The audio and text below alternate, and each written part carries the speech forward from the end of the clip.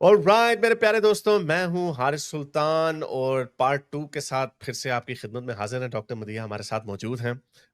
ड्रामेबाजी क्या करनी, उसी से कंटिन्यू हम एक ही दिन में हमने रिकॉर्ड किया, इसको स्प्लिट अप कर दिया।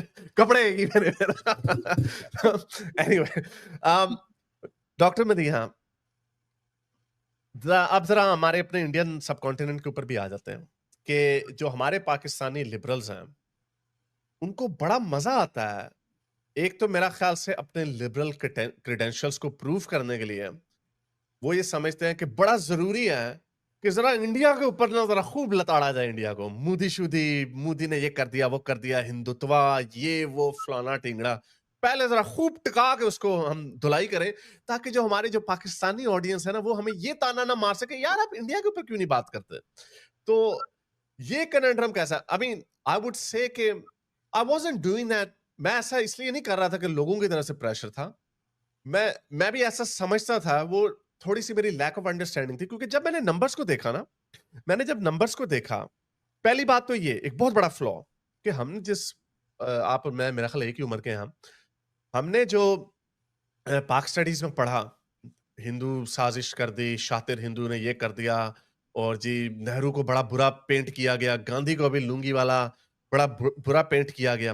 लेकिन जब मोदी जी आए, तब जी ओह ये वो कांग्रेस वाला इंडिया नहीं है, ये वो सेक्युलर इंडिया नहीं है। तो एकदम पहले तो मुझे ये एहसास हुआ कि एक second, are you telling us कि पहले वाला इंडिया अच्छा था या बेहतर था? तो हमने तो कभी बेहतरी की बात आपके मुंह से नहीं सुनी थी इस इंडिया के बारे में। अब आपको ये इंडिया बहुत बुरा लगने लग गया। ओके, एक पॉइंट तो ये है। दूसरा पॉइंट ये है कि जी दूसरा जो मैंने फ्लॉ देखा इस आर्गुमेंट में, वो ये कि कितनी यूएनओ की ऑर्गेनाइजेशंस हैं जो जिन्होंने हिंदू ऑर्गेनाइजेशंस को या इवन आरएसएस को भी, बड़ी बुरी है जी, हिटलर वो नाजी इंस्पायर्ड, कितनी आरएसएस हिंदू ऑर्गेनाइजेशंस हैं जो यूएनओ ने टेररिस्ट डेजिग्नेट की हुई हैं? कितनी? नहीं। अच्छा जी, यस, दंगे एक इशू है इंडिया में, जो दंगों में लोग मरते रहे, और आखिरी गुजरात में हुआ, उसके भी ये उसके ऊपर बात नहीं करते कि वो हुआ क्यों शुरू, लेकिन बिसाइड्स द पॉइंट, दंगे होने तो नहीं चाहिए। लेकिन थर्ड वर्ल्ड कंट्री है, थर्ड वर्ल्ड मुल्कों में लॉ एंड ऑर्डर कमजोर होता है, जज्बात भड़क उठते हैं और लोग फिर इस तरह के कामों पे उतर आते हैं। लेकिन वो भी, उसको भी हुए हुए 23 साल हो गए हैं। तो जो नंबर है, मुझे कोई इस तरह का अलार्मिंग नंबर तो नहीं नजर आ रहा जहां पे जीनोसाइड हो रहा हो, जहां पे लोगों को घरों से निकाल के मारा जा रहा हो। मैं तो वहां के मुसलमानों की ऐसी वीडियोस देखता हूँ, वो खुल के गालियाँ दे रहे होते हैं। वो खुल के मंदिरों के आगे भी अपने तमाशे कर रहे होते हैं। तो ठीक है, वो उधर से भी फिर वो मस्जिदों के आगे भी करने लग जाते हैं। तो ये चलता रहता है। लेकिन जो बीस्ट है, जो वर्स्ट ऑफ द इस्लाम है, वो हमने देखा पाकिस्तान में क्या करते हैं। पूरी-पूरी बस्तियाँ जला देते हैं। वो भी जलाई हुई है बड़ी। और जो एक जो बेसलाइन है, पाकिस्तान में जो बेसलाइन है, वो ये है कि आप, अहमदी जो होता है वो भाग जाता है, उसके घरों पे छापे मारते हैं, उनके फ्रिजों से गोश्त निकालते हैं, उनकी मस्जिदें तोड़ देते हैं। कोई आपके बारे में हल्की-सी इधर-उधर से बात भी कर दे तो आप उसको कत्ल कर देते हैं और उसको मुमताज़ कादरी को हीरो बना देते हैं। ये ज़मीन-आसमान का फ़र्क है। जब मुझे नंबर्स वैसे मिलेंगे वहाँ पे, और हालाँकि वो कितना 6 गुना ज़्यादा बड़ा मुल्क है हमसे, तो उधर प्रोपोर्शनली उससे उतना ही होना, उससे ज़्यादा न खबरें आ रही होनी चाहिए। वो तो वैसे, क्योंकि इतना बड़ा मुल्क है, इसलिए वहाँ पे अगर कुछ हो जाए तो वो छोटा से छोटा प्रोपोर्शन पे भी हो रहा हो, तो लगता बहुत बड़ा। तो इसलिए मैंने कहा I don't think we have to do this. तो ये आप जो हमारे लिबरल्स हैं, उनको आप कैसे जवाब देते? क्योंकि मैंने देखा है कि आप भी इस झमेले में नहीं पड़ती कि मैंने अपने लिबरल क्रेडेंशियल्स को साबित करने के लिए पहले ज़रा इंडिया को ज़रा तुन के रखूँ ज़रा उन्हें। तो मैं तो ये कहती हूँ you have to choose your battles wisely कि आप हर महाज़ पे हर बंदे से नहीं लड़ सकते ना। तो अगर मैं एक और महाज़ खोल लूँ, मैं पाकिस्तान पे बात करती हूँ, फेमिनिज़्म पे बात करती हूँ, इन इटसेल्फ इतने बड़े कंट्रोवर्शियल टॉपिक्स हैं, इस्लाम पे बात करती हूँ। अब मैं हिंदुओं को भी बीच में ले आऊँ और फिर उनसे, लेकिन टू बी वेरी ऑनेस्ट जो मैं देखती हूँ कि गेटोइज़ेशन बहुत ज़्यादा है, वहाँ पे रेडिकलाइज़ेशन बहुत ज़्यादा है मुसलमानों में। I would not be surprise कि अगर जो हिंदुत्व का राइज भी हुआ है मुसलमानों की ही रेडिकलाइजेशन की वजह से हुआ है। जो वीडियोस वहां पे देखने को मिलती हैं, अगर आप किसी मदरसों में बच्चों को देख लें तो वो कहते हैं कि आपने बड़े होके क्या बनना है, तो मैंने जी मैं हज करने जाऊंगा, मैं मौलवी बन जाऊंगा, या मैंने कुरान, मतलब उनकी अपनी कोई एस्पिरेशंस नहीं है। फिर अभी एक खातून की एक हिंदू खातून उनको मुसलमान को इंटरव्यू कर रही थी कि वो मुसलमान कहती मेरी बहुत ज़्यादा गुर्बत बहुत है ना, आई एम वेरी पुअर। तो उसने कहा तुम्हारे कितने बच्चे हैं? कहती 7 बच्चे। कहती 7 बच्चे हैं तो पुअर तो तुमने होना ही है। कहती नहीं वो तो अल्लाह की देन है। तो कहती गुर्बत किसकी देन है? कहती मोदी की। अब आप ये हुँ। देखिए ना कि ये माइंडसेट अगर आपका है, ये माइंडसेट है तो like what can anybody else do? और ये तो आपको पता है कि मुसलमान कितने बच्चे पैदा करते हैं। वहाँ पे लिटरली कुछ साल पहले एक लड़की बुर्के के लिए खड़ी हो गई थी कि मैंने बुर्का नहीं उतारना, मैं अपना एग्ज़ाम छोड़ दूँगी, मैंने बुर्का नहीं उतारना। तो वो मतलब फिर उन्होंने डिवोर्स के जब लॉज़ मोदी ने पास किए हैं कि 3 तलाक नहीं करनी, तो उसपे मुसलमानों ने इतना शोर मचाया।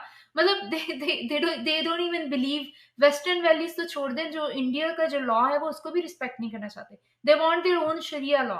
तो जब आप अपने एक रेडिकलाइज्ड उससे नहीं निकलना चाहते, what can other people do about it? जो भी हिंदू मुस्लिम का वहाँ हो रहा है। और हमें जो गुजरात का बताया गया था, मोदी बहुत क्या बोलते हैं उसको, गुजरात का कसाब है, जो भी है, बुचर ऑफ गुजरात। लेकिन अब पता हुँ। चला कि वो भी पहले एक हिंदू मुसलमानों ने कोई हिंदुओं पे अटैक किया था, उसके बाद वो सारे राइट्स शुरू हुए थे। अब जब राइट्स शुरू होते हैं, you have to go back. Like Pakistan में तो आपको वन साइडेड स्टोरी बताते हैं ना, तो आपको पूरा किस्सा तो नहीं बताते, लेकिन you have to see what are the grievances of other side too. Like देखिए, मैं ना कभी इंडिया गई हूँ, ना मैं कभी इंडिया में रही हूँ। I don't like so what can I say about India when I have not been there? Pakistan का तो मैं जानती हूँ इन एंड आउट, पाकिस्तान में मैं रही हुई हूँ, उसकी मैं बात कर सकती हूँ। Islam I have like lived my whole life as a Muslim, so I know what Islam मैं एक और टॉपिक छेड़ दूँ जिसका ना मुझे हिंदू रिलिजन के बारे में ज़्यादा पता है, ना मुझे इंडिया के, लेकिन जो मैं जानती हूँ, वहाँ के लोगों में टॉलरेंस एटलीस्ट पाकिस्तानियों से ज़्यादा है। वहाँ पे इस तरह लोगों को जलाया नहीं जाता। जो जो यहाँ पे मॉब लिंचिंग हो जाती है, पाकिस्तान में कितने लोगों को जलाया गया है ब्लास्फेमी पे, एटलीस्ट वहाँ पे ये सब कुछ नहीं हो रहा, और वो इसी वजह से कि वहाँ पे वो सेक्युलर वैल्यूज़ हैं। बाकी ये कि जो माइंडसेट है पैट्रियार्की दोनों मुल्कों में है, जो इश्यूज़ हैं माइंडसेट के वो दोनों कंट्रीज़ में, और जब मैं बात करती हूँ, तो मैं इंडिया और पाकिस्तान मिक्स बात करती हूँ। जो फेमिनिज़्म के लेके, मिसोजिनी को लेके, बिकॉज़ उनकी मूवी से हमें पता चलता है कि those the same issues are there as well. जो खवा लेकिन वो सेम है, लेकिन ये भी एक पॉइंट है कि हमें ये बड़ा केयरफुल होके इसके ऊपर बात करनी चाहिए, क्योंकि फेयर इनफ उनकी तरफ से भी उनको गुस्सा आता। जो ये इंडिया की जो फेमिनिस्ट मूवमेंट है, वो पाकिस्तान की औरत मार्च से इंडिपेंडेंट है और बड़ी पुरानी है। राइट, वहाँ की जो फेमिनिस्ट जो अपने सिस्टम के अंदर रहते हुए जो उनकी स्ट्रगल है, वो इंडिजिनस है। तो उसको भी हम पाकिस्तान से कंपेयर नहीं कर सकते। ऑफ कोर्स पाकिस्तान के अंदर भी हमें कुछ चीज़ों को सेलिब्रेट करना चाहिए, जैसे औरत मार्च है, जैसे उनकी पाकिस्तान की ट्रांसजेंडर मूवमेंट है। ऑल्दो एलजीबीटी एलजीबी ले गेज एंड लेस्बियन के ऊपर नहीं बात हो सकती। या इंडिया में हुई है, उन्होंने अपनी सुप्रीम कोर्ट से उनको इक्वल राइट्स दिलवाए हैं। उनकी जो वाइब्रेंसी है, उनकी सेक्युलरिज्म और डेमोक्रेसी की जो वाइब्रेंसी है, वो भी लाइट ईयर्स अहेड है पाकिस्तान से, specially at the same time कि दोनों मुल्क मॉडर्न स्टेट्स 1947 में एक साथ बनी थी। इससे क्या पता चलता है कि किस मुल्क की वैल्यूज जो हैं वो ज्यादा लिबरल हैं as compare to the other. जो आपने उनकी भी उसकी प्रॉब्लम है कि उनकी मूवीज़ में अब गे रिलेशनशिप्स दिखा रहे हैं, लेस्बियन रिलेशनशिप्स दिखा रहे हैं, ट्रांसजेंडर्स का डेटिंग दिखा रहे हैं, स्ट्रेट मेन के साथ, and the society has no issues about it. So they are far ahead of like Pakistan, तो देयर इज़ नो कंपैरिज़न। तो उसको जो कंपेयर करते हैं, तो जो हमारे जो लिबरल्स जो उसको कंपेयर करते हैं और फिर वो हमें शेम करते हैं कि यार आप ऐसे क्यों नहीं करते, तो व्हिच इज योर राइट कि you have to pick your battles. और जो आपने जो उसकी बात की गुजरात राइट्स की, वो हुआ ये था कि 2002 में गुजरात में एक वो हिंदू पिलग्रिम्स की एक ट्रेन थी जिसमें 60 हिंदुओं को जिंदा जला दिया गया था। बाद में इंक्वायरी से पता चला था वो एक मुस्लिम मॉब ने किया था, सोची समझी साजिश के तहत किया था। क्या पाकिस्तान के अंदर कोई क्रिश्चियन या कोई हिंदू मॉब ऐसा सोच भी सकता है कि हमने पकड़ के ना मुसलमानों को उनको जिंदा जलाना है? वो सोच भी नहीं सकते। हाँ, जो क्रिश्चियंस और मुसलमान है वो जल उनकी बस सॉरी क्रिश्चियंस और हिंदू जो है उनकी बस्तियां जलती रहती हैं। तो इससे पता चलता है कि ये जो कहते हैं ना वहां का मुसलमान भी बड़ा डरा हुआ है और बड़ा बेड़ा गर्क हो गया। यस ऑफ कोर्स वहां पे फिर लोग आते हैं, इश्तियाल में आते हैं, वो फिर पिटाई वो भी करते हैं, फिर मुसलमानों की पिटाई। लेकिन ऐसी बड़ी वीडियोस पड़ी हुई हैं, मैंने अपनी आंखों से बल्कि दिखा देता हूँ, खैर वो नहीं वायलेंस में आ जाएंगे। बड़ी वीडियोस ऐसी पड़ी हुई है जहाँ पे मुसलमान उनकी वो हिंदुओं की पिटाई कर रहे हैं। किसी को हिंदू जो है कोई मुसलमान लड़की के साथ मोटरसाइकिल में बैठा है उसकी पिटाई कर देंगे, कभी वैसे किसी हिंदू की पिटाई कर दे, तो ऐसा भी होता है पाकिस्तान में। ये ऑफ कोर्स वहां पे भी फिर बदले में वो भी मुसलमानों की भी पिटाई होती है, लेकिन पॉइंट ये है कि पाकिस्तान में हमने नहीं कभी देखा कि कोई क्रिश्चियन पकड़ के मुसलमान की पिटाई कर दे। या कोई हिंदू पकड़ के मुसलमान ऐसा हो ही नहीं सकता। कोई कोई कंपैरिजन है ही नहीं। इसके अलावा जब वो लव जिहाद का आ रहा था तो I was not surprised, conversion का कीड़ा तो है मुसलमानों में। बसंत में क्या कर रहे हैं, कन्वर्ट कर के हिंदू बच्चियों को वो मुसलमान बना के शादियाँ कर रहे हैं, तो I would not be surprised, क्योंकि हिंदुइज़्म में ये कन्वर्जन का ऑब्सेशन नहीं है और किसी मज़हब में कन्वर्जन का ऑब्सेशन नहीं है। क्रिश्चियनिटी में है, लेकिन हाँ, ठीक है, क्रिश्चियनिटी क्रिश्चियनिटी और में मुसलमानों में नॉट है। जस्ट लाइक इतने वो नहीं है जितना ये मुसलमान पहले होता होगा, अब वो इतना हाँ, वो नहीं। मिशनरी तरीके से करते हैं। हाँ, वो मिशनरी तरीके से करते हैं। वो कोई इस तरह की 2 नंबरियाँ नहीं वहाँ पे चल रही होती, जिस तरह ये हमारे मोमिनीन्स कर रहे हैं। यहाँ पे आते हैं कभी-कभार ना, लेकिन हमारे यहाँ पे लिखा होता है नो सॉलिसिटेशन, तो nobody like if you have that, America में तो ये है ना कि अगर आपकी प्रॉपर्टी पे लिखा है नो सॉलिसिटेशन तो nobody would come and knock at your door, they can not do that by law. यार, वो तो पढ़े-लिखे, हाँ, तहज़ीब याफ़्ता मुआशरे हैं, आप किनकी एग्ज़ाम्पल दे रही हैं? मतलब मौलवी ने मुझे ऐसा कभी कोई मौलवी मिला नहीं। एक दफ़ा जेहोवाज़ विटनेस आया था मेरे पुराने घर में, तो उसको मैंने फिर एवोल्यूशन की बातें बतानी शुरू की थी, तो उसने एंड में मुझे कहा, "do you think we came from monkeys?" ठीक है। तो एनीवे, अच्छा, तो ये एक तो ये ऑब्वियसली इंडिया वाला इश्यू है। और दूसरा, एक और बड़ा आर्गुमेंट देते हैं, वो कहते हैं कि हमें, जो पाकिस्तानी लिबरल्स, वो कहते हैं, "हाँ, देखिए, हमें पता है कि अगर मज़हब की रेडिकलाइज़ेशन हो जाए तो उसका क्या नतीजा निकलता है। मोदी जी जो हैं वो इंडिया के ज़ियाउल हक हैं।" मैंने आई मस्ट एडमिट कि I have also used the same line a few years ago. लेकिन again I had to think about it. मुझे बहुत ज़्यादा सोचना पड़ा इसके बारे में कि नंबर्स क्या कहते हैं, यूएन की टेररिस्ट ऑर्गेनाइज़ेशंस क्या हैं, क्या कंपैरिज़न क्या है? अगर हम side by side, column by column उसका कंपैरिज़न करें ना, तो वो किसी मामले में पूरे नहीं उतरते। हालाँकि उनका इतना बड़ा मुल्क है, अगर वो उसी तरह बिहेव करने लग जाएँ जिस तरह मुसलमान करते हैं अपनी माइनॉरिटीज़ के साथ, तो तब हमें न तब ये जो चेहरा है ना डरा हुआ मुसलमान, तब हमें और चेहरा नज़र आएगा। टू बी वेरी तो ऑनेस्ट, मुझे मोदी का जो माइंडसेट लगता है वो ट्रम्प वाला है कि he understands what Muslims are up to and he is trying to cater to them, like he कि इनको स्टॉप करना है। तो उसने जब ये डिवोर्स का भी जो लॉ था 3 तलाकों वाला, तो उसको पूरी understand, he wants to give rights to Muslim women actually. यहाँ ये गुड के फॉर लिए अच्छा नहीं है। मुस्लिम। ये मुसलमान औरतों के लिए अच्छा नहीं है। इसके ऊपर क्यों पाकिस्तानी जो लिबरल्स जो हैं, या जो दुनिया, जो हमारे देसी लिबरल, गोरों को तो खैर इतना इंटरेस्ट नहीं है। जो हमारे देसी लिबरल्स हैं, इसके ऊपर क्यों नहीं बात करते हैं कि ये वुमेन की इतनी बड़ी इमेंसिपेशन हुई है, और किसने की है जो मुसलमानों से नफरत करता है, उसपे भी इन्होंने कीड़ा निकाला। वो नहीं, उन्होंने इसने मुसलमानों को छेड़ना था, इसलिए उसने ये लॉ पास किया। या मतलब अब वो रहते हैं उधर तो ही हैज़ टू लाइक किसी तरह उनको, लेकिन आप नहीं निकाल सकते, गेटोइज़ेशन बहुत ज़्यादा है उधर मुसलमानों की, बहुत रेडिकलाइज़ेशन है। और इसी तरह जब हाँ, fair enough, but I think he is still not that heavy handed. He doesn't know, क्योंकि ये अगेन ये भी इंडिया की, पाकिस्तान का तो पॉलिटिशियन उठ के बड़े मजे से कह देता है वो हिंदू पेशाब पीने वालों वगैरह वगैरह, वो बड़ा केयरफुली होके बयान देते हैं। मैंने नहीं कभी मोदी जी के मुंह से कभी मुसलमानों का वर्ड यूज करके उनको स्पेसिफिकली टारगेट किया गया। हाँ, निचले जो लेवल के जो होते हैं वो फिर भी इस तरह की बात वगैरह कर देते हैं, या सारी बात है, they are the foot soldiers, so they have to get the point across. अच्छा, अब एक और जो पॉइंट हमारे जो देसी लिबरल्स हैं, और इसमें मैंने भी बड़ी गाली भी खाई और बड़ी ऑस्ट्रेसाइजेशन भी देखी अपनी ही अपने ही सो कॉल्ड जो हमारी कम्युनिटी के लोग थे। वो ये इसराइल फलस्तीन वाला इशू था, and I think you and Nuriya probably some of the very few people um, who who share my opinion on this issue, कि इसराइल और फलस्तीन के ऊपर भी आपकी इंसानियत किधर गई? वेयर इज योर इंसानियत? देखें, इसराइल ने इतने लोगों को मार दिया, इतना खून कर दिया, भूखे मर रहे हैं, जीनोसाइड एक नया वर्ड इन्होंने सीख लिया, जो 5000 जब मरे थे तभी से इन्होंने शोर मचाना शुरू कर दिया। तो आपको वही वर्च्यू सिग्नलिंग करते हैं, आपकी इंसानियत को झंझोड़ते हैं और आपको ताने मारते हैं, तुम तो सफाक हो गए हो। तो इसके ऊपर आपकी क्या पोजीशन है इसराइल पैलेस्टाइन के ऊपर? अच्छा, मैं बचपन से मसला फ़लस्तीन, मसला कश्मीर सुनते हुए बड़े हुए हैं, ठीक है? हाँ, एंड हाँ, आई हाँ। Literally had no knowledge about this whole issue, ना मैंने कभी इंटरेस्ट लिया। अब जब ये हुआ शुरू, तो I was completely neutral about it. फिर मैंने कहा मैं अपना ना ओपिनियन खुद से I was more तो on अब Palestine side. हाँ, I was a little bit more पूरे on Palestine side. इमोशनल, मतलब एवरीबॉडी वाज़ सो इमोशनल, आप कुछ भी कहें तो आप पे कैंसल कर रहे हैं आपको, और रोना-धोना कि you are with baby killers and all that. मुझे तो किसी ने ये भी कह दिया कि you are a baby killer और समथिंग लाइक दैट। मैंने कहा व्हाट? अच्छा, अब मैंने कहा मैं I as like events are unfolding, I am gonna make up my mind कि एग्ज़ैक्टली हो क्या रहा है। तो अब अगर आप देखें कि 2005 में वहाँ से इज़राइल बिल्कुल निकल गया था गाज़ा से और उनको कहा आप अपना खुद करें।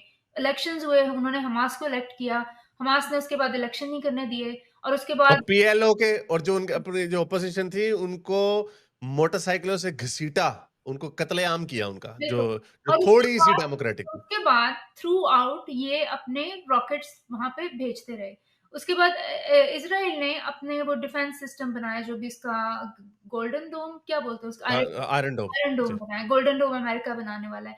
आयरन डोम बनाया और वो आयरन डोम जो है वो बहुत एक्सपेंसिव है, मतलब $3 लाख लगते हैं एक, 200-300 डॉलर के रॉकेट को डिस्ट्रॉय करने के लिए। मतलब उनको उनके कोई पैसे नहीं लग रहे, इनको इतने ज़्यादा और वो उन्होंने सिर्फ़ अपनी डिफेंस के लिए बनाया है। It's not to attack them. तो आप ये देखें कि डिफेंसिव पे कौन है और अटैक कौन कर रहा है। Like if you have the whole Gaza for you, why are you attacking them? Like it's like poking the sleeping giant, right? आप बार-बार जाके उनको इंसाइट करें और वो कुछ भी नहीं, वो सिर्फ़ अपने आप को डिफेंड कर रहे हैं। फिर उसके बाद इन्होंने 7 अक्टूबर कर दिया, मैसेकर किया, ठीक है? आपने उनके 1500 लोगों को मार दिया, वो इस पे आने से पहले, इस पे एक जो ओवरऑल जो व्यू वो ये देते हैं, वो ये देते हैं कि भाई आपने ऑक्यूपाई किया हुआ उनको, आपने उनका एक तरीके का ब्लॉकेड लगाया हुआ है, इसलिए इसलिए वो रेजिस्टेंस कर रहे हैं, नहीं, तो ये लेकिन जो वो सच रॉकेट्स में है वो इज़राइल के रेजिस्टेंस है। अंदर मुसलमान, अरब मुसलमान रहते हैं। इज़राइल के अंदर रहते हैं वो और वो मतलब आराम से और गाज़ा से लोग जॉब्स करने आते थे। बॉर्डर क्रॉस करके आते थे। तो मतलब अगर इज़राइल इतनी अपार्थाइड स्टेट है, तो वो कैसे उसके अंदर लोग कैसे रह रहे हैं मुस्लिम्स? मुस्लिम्स इवन वहाँ की मिनिस्ट्री में हैं, वहाँ की गवर्नमेंट में हैं।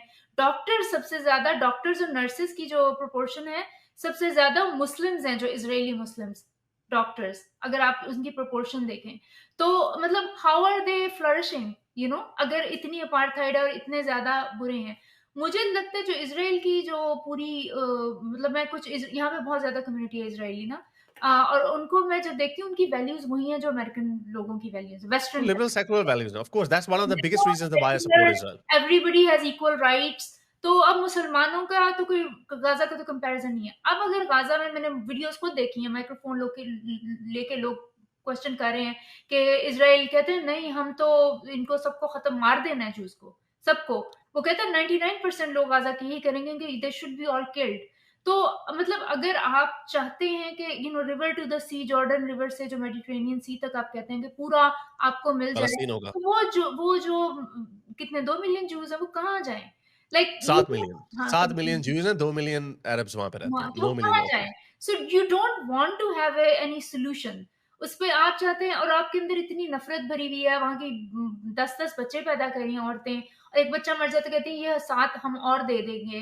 मतलब आपकी जिहादी मेंटालिटी है, यू हेट ज्यूज़। तो ऐसे में I just see that like maybe Jews hate them too, but the hate is on both sides. So whoever is powerful is gonna win. So like what am I supposed to do? They're like literally ready to kill each other. So whoever is, अब आपने जाके एक इतना अपने से इतनी powerful army को छेड़ा है, तो they are gonna have some kind of response, right? अब लोग ये कहते हैं कि प्रोपोर्शनेट नहीं है रिस्पॉन्स। तो आपका क्या ख्याल है कि इन्होंने 1500 मारे हैं तो वो भी जाके 1500 मार के आ जाए और बस ऐसा नहीं होता। When you start a war, the like you don't control the ends, right? इसमें अब आप इमोशनल हो जाए, बेबीज मर रहे हैं, क्या आपको नहीं पता था वॉर शुरू करने से पहले बेबीज मरेंगे? बेबीज हर वॉर में मरते हैं। अब ये even when like the people were not 10,000, इन्होंने शोर मचा दिया जेनोसाइड हो रहा है, जेनोसाइड हो रहा है। यूक्रेन वॉर में भी तो लोग मर रहे हैं। Why you not talking about them? If you अभी ड्रूज कम्युनिटी के साथ सीरिया में क्या हो रहा है? if you are such an activist who like care about literally people dying, why are you not talking about other places?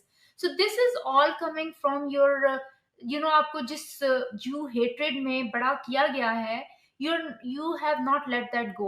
आप मजहब तो छोड़ चुके हैं, लेकिन जो यहूदियों से नफरत है ना, वो अब अभी तक आपके डीएनए में है और ये सब उसी से आ रहा है। For me I am like literally I am not looking at this as, देखें वो कहते हैं ना, when one person dies you can have empathy, but when millions are dying they are just stats.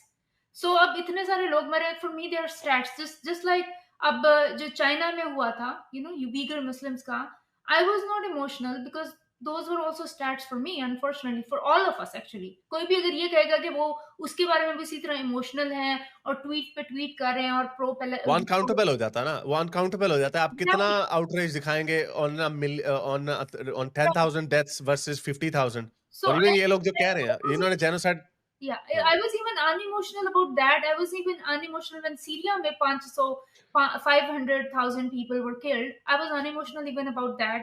So for me, I have not attached my emotion, but somehow, people have attached emotions to this cause. And I have a question, like, how come? Why? और ये images जो आ रहे हैं वो autonomic muscular डिस्ट्रफी वाले बच्चे हैं जो कि कंसेंगुइनस मैरिजेस की वजह से, जो कज़न मैरिजेस होती हैं, उसकी वजह से वो उनको आप शेयर कर रहे हैं पिक्चर के, ये देखो स्टारवेशन हुई हुई है। और एब्सोल्यूटली और साथ मोटी दादी माँ बैठी हुई है, माँ साथ बिल्कुल मोटी दादी माँ बैठी हुई है। माँ बिल्कुल हट्टी-कट्टी बैठी है and then this is how they're spreading fake news और फिर वो बाकायदा पैलीवुड करके इन्होंने मतलब वो वीडियोज़ आ रही हैं, जिसमें बहुत फेक वीडियोज़ बनाई हुई हैं, बहुत फेक वीडियोज़ भी बनाई हुई हैं, फेक वो वीडियो तो कह रहे साबित हो हैं चुकी है, सैकड़ों पड़ी हुई हैं। इतना प्रोपेगेंडा है और उसको मतलब डिबंक भी करते हैं। फिर हमास उनके बाकायदा जो ट्रक्स आ रहे हैं उनको जो एड आ रोकती रही है है। उसको हुँ, कंट्रोल कर रही है। So like there is literally और वो ज़ाहिर है वो डिस्ट्रॉय तो कर रहा है, इज़राइल गाज़ा को डिस्ट्रॉय कर रहा है। उसमें मेबी इस तरह की कैजुअल्टीज़ भी हो रही हों जो और वॉर क्राइम्स भी हो रहे होंगे। लेकिन you know who started the war? Like you are still not returning the hostages. Like return the hostages, it will all end. फिर आपने हमास के जो लीडर्स थे वो सारे आपने देखा बाहर बैठे हुए हैं, कतर में बैठे हुए हैं, बर्किन बैग लेके भाग रही है हमास की जो लीडर की, you know, Birkin bag costs like $40,000 US dollars, right? So I mean these I don't know what like how people are have attached their emotions to just this but not to other things. Like आप Syria पे तो इस तरह नहीं emotional होके कर रहे थे, जब सऊदी अरब कहाँ जॉर्डन में मार रहा था लोगों को, तब तो आप यमन में। यमन में, तो तब तो आप इतने इमोशनल नहीं थे, या अभी ड्रूज़ पे आप इमोशनल नहीं है। ईरान में अब लिटरली अफ़गानिस्तान में इतनी सारी ख़वातीन को एजुकेशन बंद कर दिया है। That's literally their genocide as well, like you are destroying their humanity, erasing them, right? So why are you not emotional about that? Why just for Palestine?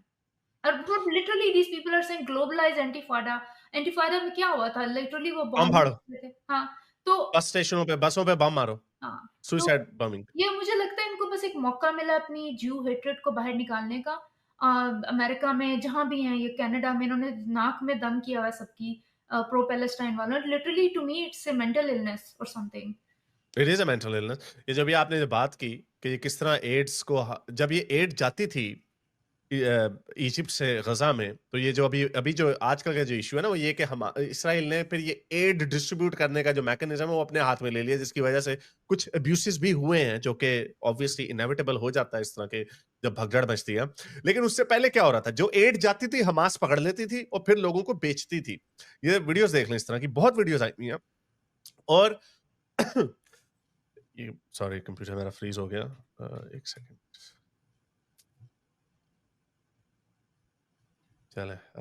Anyway और ये लोग इस तरह भी करते रहे हैं क्योंकि ये 7 अक्टूबर से पहले ये क्या करते थे, ये गाज़ा में ख़वातीन को इन्होंने इतना सबको ट्रेन किया हुआ था कि ख़वातीन जाती थी नाइफ अटैक कर देती थी। ओह छोटे-छोटे यस। बच्चों को इन्होंने ट्रेन किया हुआ था इनको मारने के लिए। वो उन बच्चों को वो अरेस्ट कर लेते थे। फिर वो इस तरह भी हुआ कि क्योंकि ह्यूमन शील्ड तो इस्तेमाल करते हैं कि एक बंदा व्हीलचेयर पे है, उसको लेके पहुँच गए हैं और एकदम पीछे से कोई आया और उसने इज़राइली फ़ौजियों पे अटैक कर दिया। लाइक और someone brought the white flag कि हम हैं, और उसके पीछे से लोगों ने आके attack, so they were doing all this kind of stuff, like literally provoking them. Eventually they just got so tired कि अब उन्होंने कहा let's just eliminate Hamas from, because और फिर लोग इतने रेडिकलाइज्ड हैं, उनका भी तो कुछ करना है। ये ह्यूमन शील्ड्स की जो बात आपने की, मैं क्योंकि बहुत सारी चीजें ऐसी हैं लोगों को कुछ पता नहीं होता। अगेन इग्नोरेंस के ऊपर पूरा आर्गुमेंट है। ये हमास के अपने लोगों की बात सुन ले क्या कह रहे हैं।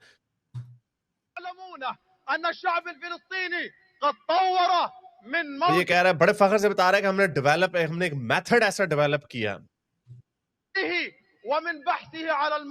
जहाँ पे कि डेथ जो है एक इंडस्ट्री है हमारी,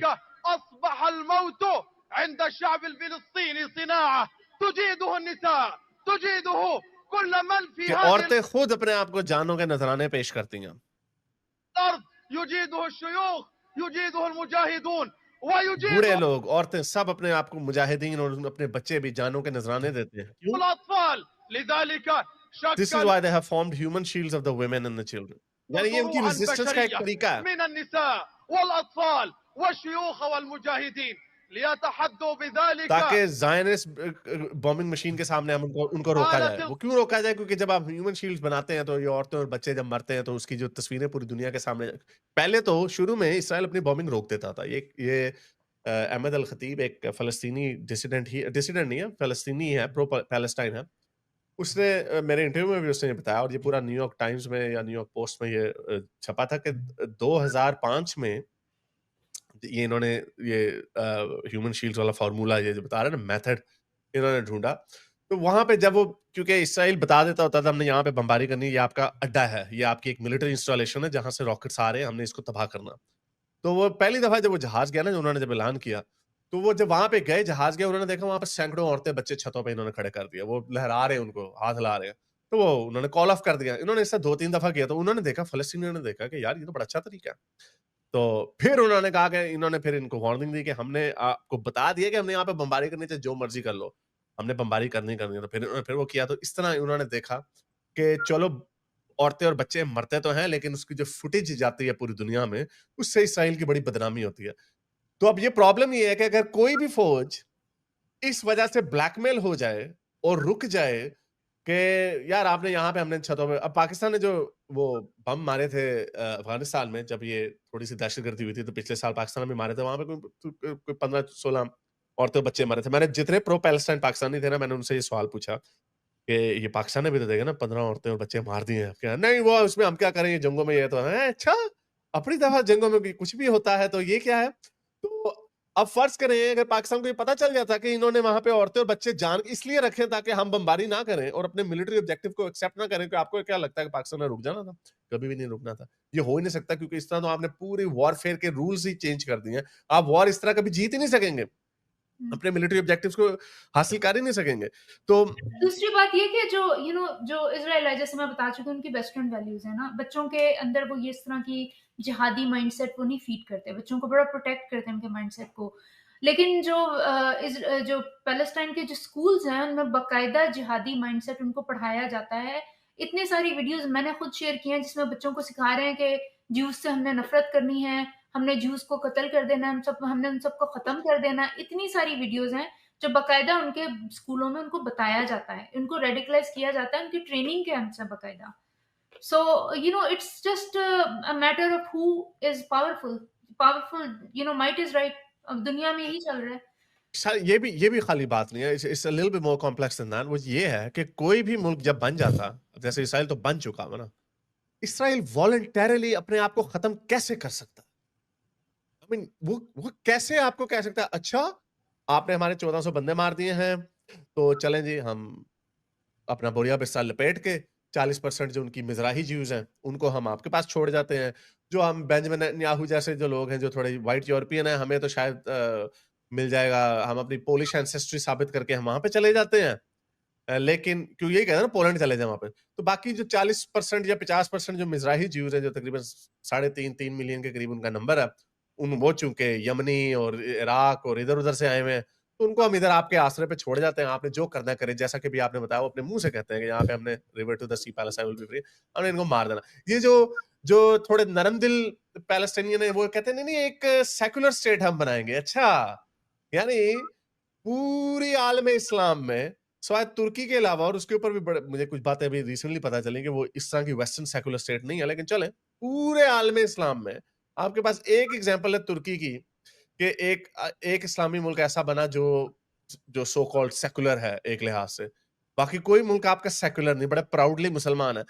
तो उसके होते हुए हम ये एक्सपेक्ट करें कि जब यहाँ पे वन स्टेट बन जाएगी, one state solution, river to the sea Palestine will be free, तो वहां पे बड़ी अच्छी ये हमास वाले बड़ा जबरदस्त एक अमेरिकन स्टाइल सेकुलर डेमोक्रेसी पैदा करेंगे. अच्छा, हम रोटी को चोची कहते हैं, हम क्या आप हमें क्या क्या बेवकूफ समझते हैं? तो ये वो वजह है कि इनके ऊपर तो ट्रस्ट किया नहीं जा सकता. दूसरी अच्छा, बात ये दूसरा कि जो पाकिस्तानी है ना, सबसे ज़्यादा उन्हीं को कीड़ा है, मैंने देखा है। मतलब अरब्स भी तो देखे, वो सब खामोश करके बैठे हुए हैं। सऊदी अरब वाले बिल्कुल न्यूट्रल हैं, उन्होंने कोई इसमें पार्टिसिपेट नहीं किया। इजिप्ट वाले बाकायदा अपने बॉर्डर्स पे उन्होंने जो यहाँ के लिबरल्स गए थे पैलेस्टाइन जाने को, उनको बाकायदा उनकी पिटाई की, आपने देखा है बताएगी वीडियो। वो और गोरे रो रहे, वो कहते हैं हमें Muslim brothers why don't we let इतने, इट्स दुनिया सो वालों क्यूट। ने मतलब कोई लफ्ज़ नहीं बोला है, लेकिन पाकिस्तानियों को इतनी ज़्यादा मोहब्बत है, पता नहीं इनको क्या मसला है, मुझे पाकिस्तानियों को देखिए, आइडेंटिटी क्राइसिस। हाँ, मुसलमान भाई है ना, और ये बड़ी नहीं, ये एक, देखें पूरे पूरे वेस्ट में एक ये वर्च्यू सिग्नलिंग है, ये जो वोक की जो बीमारी है, ये सेल्फ राइचियसनेस और वर्च्यू सिग्नलिंग और जो एम्पैथी, या जिसको सुसाइडल एम्पैथी कहा जाता है अब, कि इनसे इनको गले लगाना है। ये एक बीमारी एक ऐसी आई हुई है कि ये आपको अपने बारे में बड़ा अच्छा फील करती है कि भाई मैं तो बड़ा इंसानियत पसंद हूँ। मुझे तो बड़ा दुःख होता है बच्चों को उड़ता हुआ देख के, भई हमें भी होता है, किसी को अनलेस कि आप साइकोपैथ हैं। आपको कोई भी वीडियो, मैं तो इस तरह की वीडियोज़ देखता भी नहीं जहाँ पे बच्चों के बेचारों के चीथड़े उड़ जाते हैं। ऑब्वियसली उस बच्चे का तो कोई कसूर नहीं, वी अंडरस्टैंड दैट। लेकिन we also understand the nuances कि इसके पीछे रिस्पांसिबल कौन है और कौन इस्तेमाल कर रहा है। हमास, जो आपने बात की, क्या इनको नहीं पता था कि इसराइल आके आपको, इसराइल का गोल 1500 आपने हमारे शहरी मार दिए तो हम भी आपके 1500 मार दें, ये गोल नहीं है। उनका गोल ये है कि उसको डी-हमासिफाई किया जाए। वो कैसे किया जाए? उसके अंदर अब इतने 50,000 लोग मर गए हैं या 60,000 मर गए हैं, तो ये तो होता, ये जंगों में यही होता है कि जब आप, आपके मिलिट्री गोल्स होते हैं, आपके सिविलियन कैजुअल्टी के गोल्स नहीं होते। ये नहीं होता कि 1500 मार दिए तो हम भी 1500 मार के चलो जी अब हम वापस आ जाएँ, टिट फॉर टैट ऐसा नहीं होता। तो ये इनकी तो बीमारी जो है तो ये, जब इजिप्ट के बॉर्डर पे वो मार रहे थे, तो मैंने लोगों से पूछा कि इजिप्ट वाले क्यों इतनी नफ़रत करते हैं ना? तो पता चला कि हमास उधर भी चली गई थी और फिर उन्होंने जाके उनका कोई गवर्नमेंट को उलटने की कोशिश की, कंट्रोल हासिल करने की, so that's why they. Muslim brotherhood के साथ उनका बड़ा है ना, तो उनको बड़ी उसकी देखिए सिर्फ ये इजिप्ट के साथ नहीं, जब सद्दाम हुसैन ने कुवैत के ऊपर हमला किया था, तो जो कुवैत के अंदर कोई मेरा ख्याल कोई 1 लाख के करीब या कोई 50,000 के करीब फ़लस्तीनी जो थे वहाँ पर थे, तो उन्होंने सद्दाम हुसैन का साथ दिया था। हुँ, क्योंकि सद्दाम हुसैन बड़ा प्रो पैलेस्टाइन नैरेटिव रखता था, और उसने जब जंग करनी होती थी तो आपने नैरेटिव भी बनाना होता है ना कि हम इसलिए कर रहे हैं वगैरह-वगैरह।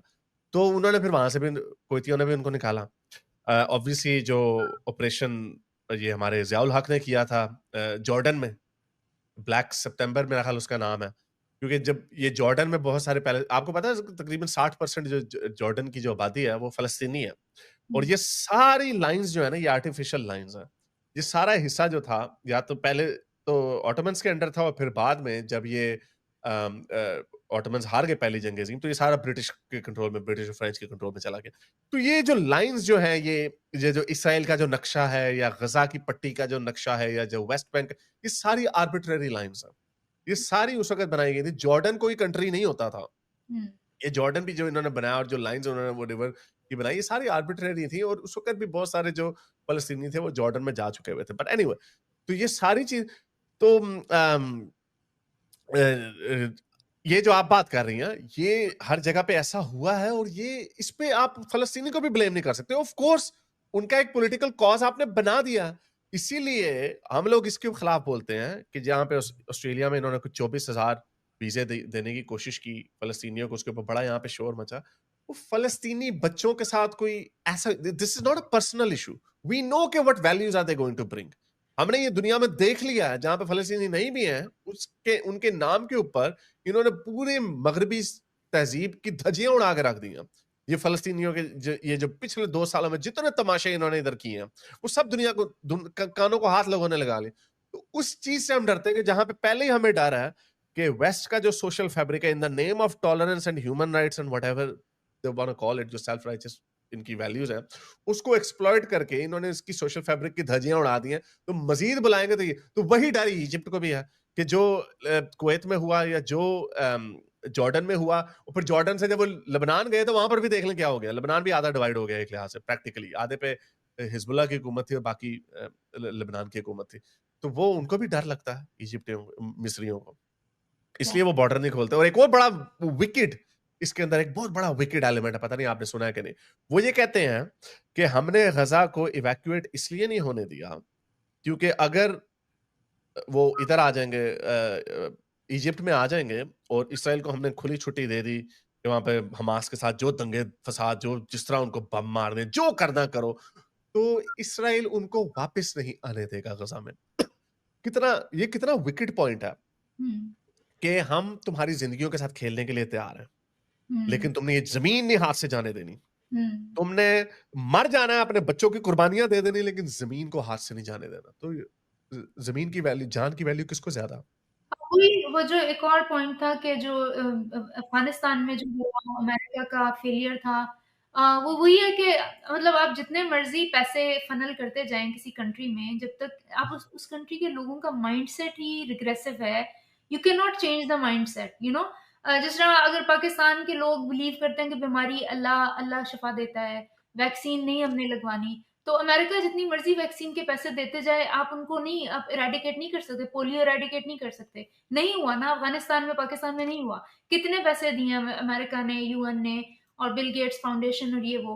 तो मतलब यू कैन, अमेरिका ने वहां बहुत इंफ्रास्ट्रक्चर बनाया, बड़ी कोशिश की, लेकिन अब वो लोग ही अंदर से करप्ट हैं, लोग ही वो एक दूसरे को, उन्होंने मतलब उन्होंने सिविलाइजेशन देखी ही नहीं। You can not impose civilisation on them. America ने अपनी तरफ से बड़ा एक गवर्नमेंट खड़ी की, उनको ट्रेन किया आर्मी को, और जब वो वहां से निकले तो वो पूरी कोलैप्स हो गई, because they were so like primitive, हाँ। और जब बैकवर्ड, अमेरिका है, वहां पे स्कूल्स नहीं थे, वहां पे रोड्स नहीं थी, जब वो अनसिविलाइज्ड। हाँ। इस पे बड़ा गुस्सा चढ़ता है इनको, बड़ा गुस्सा चढ़ता है। आपने सिविलाइज ये, आप सिविलाइजेशन का वर्ड, वो एक जवाद हाशमी उसका नाम है, उसने भी मुझे ताना मारा, तुम सिविलाइज का वर्ड आप इस तरह यूज करते हो जैसे बाकी के लोग कमतर हैं। ये इंसानों की पर्सनली बात नहीं हो रही।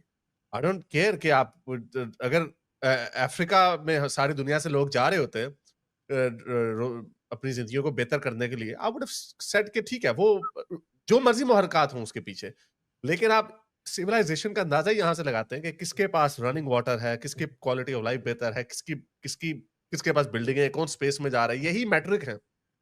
इस अफगानिस्तान एक एक ट्राइबल सोसाइटी है, एक बैकवर्ड सोसाइटी है, और ये वो बैकवर्ड सोसाइटीज पे आप जितना मर्जी पैसा लगाते हैं, जैसे अमेरिका ने लगाया, जो आपने बात की, मैंने ये ये बात सबाहत से भी मैं यही कह रहा था कि जो जब सोवियत यूनियन छोड़ के गया था, मुझे याद है मैंने एक जंग अखबार पढ़ा था जब ये 2001 जंग हो रही थी, उससे पहले, क्योंकि ये आर्गुमेंट दिया जा रहा था कि दुनिया का सबसे अमीर मुल्क दुनिया के सबसे गरीब मुल्क पे हमला करने लगा है, अब अमेरिका अफगानिस्तान पे। उस वक्त पूरे काबुल में एक ट्रैफिक लाइट थी, हम्म। और आप वैसे भी देख लें क्योंकि खाना जंगी 10 साल हुई थी, बिल्डिंगें तबाह ये वो, और जब ये अमेरिका छोड़ के गया तो देख लें काबुल कितना डेवलप्ड है। या मैं तो ये देख रही थी कि कराची में, मतलब यहाँ की जब ये ऑर्गेनाइजेशन यहाँ पे जाती रहती है ना वेस्टर्न कंट्री से, तो वहां पे वो जो देखते थे लोगों को, लोग हाथ ही नहीं धोते थे। उन्होंने सोप्स बाकायदा दिए, लोगों को एजुकेट किया, लाइक लिटरली बाहर से आके लोग आपको सिविलाइज करने की कोशिश करते रहे, लेकिन they couldn't change you, you are still there. और सिविलाइज तो ये कंट्रीज हैं। आई थिंक फिलॉसफी हैज बड़ी फिलॉसफी के बहुत फायदे हैं। आई मीन जो वेस्टर्न डेमोक्रेसीज की भी जो बात की जाती है, जो वेस्टर्न सिविलाइजेशन की जो बात की जाती है, उसकी इनिशिएशन ग्रीक सिविलाइजेशन से की जाती है, और जिसकी सबसे बड़ी बात जो थी वो ग्रीक के जो फिलोसफर्स थे उनकी उनकी वजह से कहा जाता है, क्योंकि फिलोसफर्स ने ही डेमोक्रेसी और जो जो ह्यूमन अंडरस्टैंडिंग है, ह्यूमन बिहेवियर की, सोसाइटीज को हम साइंस से नहीं चला सकते, सोसाइटीज के लिए हमें फिलोसफी चाहिए, क्लैरिटी ऑफ थॉट चाहिए। So in my view Buddha was an amazing character, या एक शख्सियत थी जिनकी वजह से एक इंडियन सिविलाइजेशन में उनका बहुत बड़ा हाथ था। So I do understand, I do value their input, लेकिन जो सिविलाइजेशन की जिस सेंस में मैं बात कर रहा था, I to me Buddha was a civilised person, I am not disagreeing with that, लेकिन जो कॉन्सेप्ट उसमें वहां पे ये बात हो रही थी कि हाथों से चावल खाना, फॉर एग्जांपल, ओके। उसमें हमारे जो इंडिया के लोग हैं उनको भी बड़ा मेरी इस बात पर गुस्सा चढ़ा। फिर अब you can do whatever you want, लेकिन अब आप व्हाइट हाउस में फर्ज करें जाएं, मोदी जी जाएं वहां पे व्हाइट हाउस में, ठीक है, आप अपने कपड़े देसी पहन लें, वो तो ठीक है, वो तो एक आपके आप अपने कल्चर को, कंट्री को रिप्रेजेंट कर रहे हैं, जो जो इंडिया का वो जो वो ड्रेस पहन के जाते हैं, व्हिच इज फाइन, मुझे उससे कोई प्रॉब्लम नहीं है, you don't have to wear a suit and tie. लेकिन अब मोदी जी वहां पे व्हाइट हाउस में जाए और सामने ट्रम्प बैठा हो, मोदी जी हाथों से चावल खाना शुरू करते हैं, वो I don't know, I mean to आपने मी, वीडियो देखी थी जिसमें वो लड़की जो है चावल मेट्रो में खा रही है? ओ या, वो तो बहुत सारे इंडियंस भी उस पे गुस्सा कर रहे थे। आई that is mean uncivilized. I mean, yes that is, so या you have to agree on certain things. या सर्टेन स्टैंडर्ड्स होते हैं, सर्टेन एटिकेट्स होते हैं, आपने बिहेव कैसे करना है। वरना आप लुंगी पहन के, धोती पहन के भी चले जाएँ, अपनी ऑफिस की बिल्डिंग में चले जाएँ धोती धोती लुंगी पहन के। ये हमारा कल्चर है जी, हम इसको सिविलाइज। तो जो सिविलाइज की जो बहस मैं कर रहा था, वो सिविलाइज का जो स्टैंडर्ड मैं ये बता रहा था कि हम एक ग्लोबल विलेज में रहते हैं, ग्लोबल दुनिया में रहते हैं, जहाँ पर हमने कुछ सर्टेन नॉर्म्स तय कर लिए हैं, और आज के स्टैंडर्ड्स में हम हमारी सिविलाइज की डेफिनेशन और है। उसको आप ये ना कहें कि जीसस या बुद्धा या जो भी कोई अमेजिंग, या एरिस्टोटल आज अपने एंशिएंट ग्रीक रोम में, I would not call it uncivilised in that sense. वो ठीक है, वो अपने हिसाब से अपनी सोसाइटी के अंदर, हर सोसाइटी के सिविलाइजेशन के स्टैंडर्ड्स और थे, और उसके हिसाब से ठीक है। मैं आजकल के इधर बात करूंगा, न्यूयॉर्क की सबवे में आप बैठ के हाथों से चावल खाने लग जाएंगे। I am sorry, this is a very primitive, backward and disgusting behaviour. या आई थिंक ये सिविलाइजेशन, बुद्धा को आप सिविलाइज्ड नहीं कहेंगे, बुद्धा को आप विजनरी कहेंगे, या कोई Yeah, you yeah, he's a visionary. Yeah, he was a in a civilized uncivilized debate. That's different, right? आप absolutely. so I think वो comparison शायद wrong था कि वो civilized uncivilized की debate में नहीं जाएंगे, but yes they did change whatever जो भी उन्होंने अपनी दी spirituality। इंडियन सिविलाइजेशन के ऊपर उन्होंने एक बहुत बड़ी एक छाप छोड़ी, और वो देखें, बुद्धिज्म जो थी इंडिया में ओरिजिनेट हुई, और वो कहाँ Stoicism। चाइना और थाईलैंड और कहाँ तक पहुंच गई, उनका एक, और उससे सिविलाइजेशंस निकली, मजीद सिविलाइजेशंस At निकली। least एक बहुत पीसफुल किस्म का उनका ऑफ कोर्स, teachings थी। Philosophy was of course, peaceful. It was not about invasion, domination, and all that. So yes. I think that comparison is wrong for civilized, uncivilized. लेकिन हाँ, ममदानी के हाथों से चावल खाने का, और उसका that was I think, totally performative. उसका बिल्कुल वो हाथों से नहीं खाता, और उसको जरूरत नहीं है आपको इस तरह का तमाशा करने की कि आप हाथों से he's trying to be like I'm so down to earth, I'm so humble, look at me. ड्रामेबाजी थी, प्योर ड्रामेबाजी थी, Yeah. एब्सोल्युटली। यानी उसने अपनी बात करनी थी, एकदम से कैमरा सेट करके, तो चलो जी मैं हाथों से रहा। आई मीन प्योर ड्रामेबाजी, and we are expected to respect it in the name of cultural हम आहंगी, या और एक देखें जी चीज़ मुझे बड़ी शेडी लगती है कि I came to US in 2004, it's been 21 years. I'm not ready to participate in American politics. This guy just came in 2018 and he's ready to be mayor. Like, how come? It's like it's अरे very वो तो ठीक है ना, different people have different ambitions, वो तो चलें, कुछ भी हो सकता है, लोगों के एम्बिशंस हो सकते हैं, लेकिन अगेन द पॉइंट इज के वी आर आल्सो, हम जैसे लोग, बहुत सारे लोग, we are well within our rights to look at him with suspicion. मुझे तो अगेन कोई मुसलमान का नाम यूज करता है, फेयर इनफ, आई डोंट, मैंने ये भी कहा था अपनी जो उसी वीडियो में, मैंने ये कहा था कि तीन पॉसिबिलिटीज हो सकती है। एक तो ये इस्लामिस्ट हो सकता है, एक ये कि ये बड़ा मार्क्सिस्ट कम्युनिस्ट हो सकता है, और तीसरा ये बहुत बड़ा ड्रामेबाज हो सकता है। I actually think he is a ड्रामेबाज, he is more on the ड्रामेबाज side, probably a little bit more on the, ये कोई इतना कोई इस्लामिस्ट वगैरह नहीं होगा, लेकिन अगेन द प्रॉब्लम इज हमने इतने इस तरह के लोग देख लिए हैं कि हमें पता नहीं चलता अंदर से निकलता क्या। अब इल्हान उमर को देख लें, बड़ी लेफ्टी, प्रो एलजीबीटीक्यू, लेकिन we have to see who's sponsoring him. ओ या इसके पीछे जाके मुझे लगता है कि इसकी जो फंडिंग है वो मुस्लिम ऑर्गेनाइजेशंस की तरफ से आ रही है। Somebody said that.